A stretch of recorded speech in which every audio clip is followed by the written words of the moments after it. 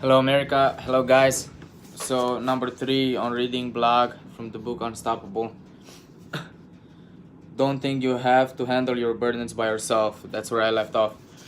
Remember to remember too that there are probably many others who faced and met the same challenges you encounter. This book also will share the stories of people I know, um, and stories from the others who have written to me to share their experiences. In some cases, I've changed their name, but the stories are authentic and always inspiring for the courage, faith, and perseverance they exhibit. Man, I wonder if I read from here last time. Okay, if I did, guys, I'm sorry. I'll just read it. It seems like I recognize this, but yet again, I read a little bit of the book before. As a boy trying to come to terms with the disabilities I made, the mistakes of thinking no one else hurt like I did, and that my problems were insurmountable. I thought that my lack of limbs was proof that God did not love me and that my life had no purpose. I also felt that I could not share my burdens, even with those who loved me and cared about me. I was wrong on all accounts. I was not alone in my suffering. In fact, many people have dealt with challenges that surpass mine. And God not only loves me, He created me for purposes that I never could have envisioned as a child.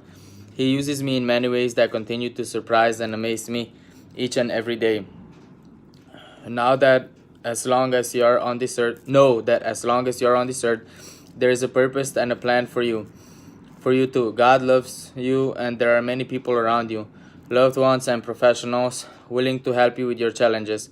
The burdens you carry may seem daunting, but as you will see in the pages that follow, the power of faith in action is truly incredible.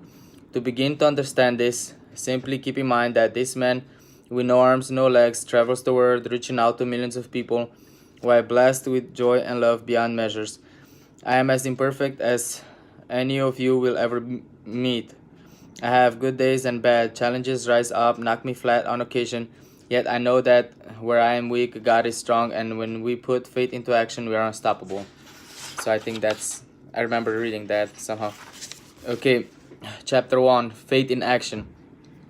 Near the end of my 2011 speaking tour in Mexico, an official with the U.S. Embassy in Mexico City called to inform me that the U.S. work visa had been put on hold for a national security investigation.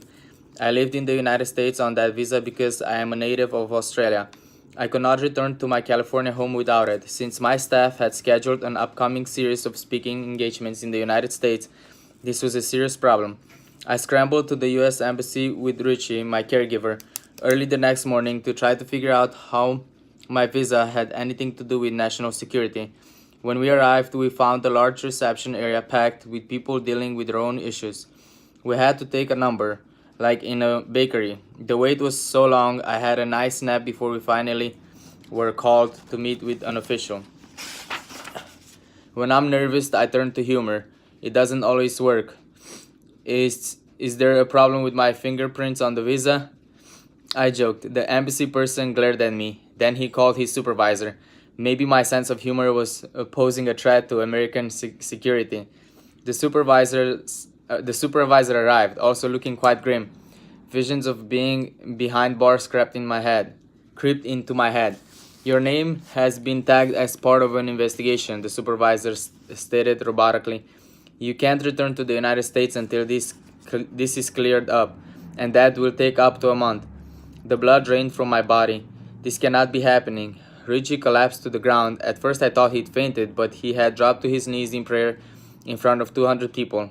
Yes, he's a very caring caregiver. He raised his arms and his hands together, asking God for a miracle to get us home. Everything around me seemed to be in fast forward and slow motion at the same time. As my head whirled, the embassy official added that my name probably was flagged because I traveled so much around the world. Did they suspect me of being an international terrorist? An arms dealer with no arms? Honest, I hadn't laid a hand on anyone. See what happens when I'm nervous? Make me stop. Come on, seriously, how dangerous could I be? I asked the embassy official. I'm meeting with the Mexico's president and his wife at the presidential house tomorrow for a Three Kings Day party, so obviously they don't see me as a threat.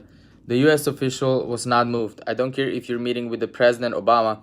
You aren't re entering the United States until the investigation is completed, he said. The situation might have been funny in my schedule if my schedule hadn't been packed with a long list of speaking engagement back in the good old US of A. I had to get home. Okay, guys, until next time, stay safe.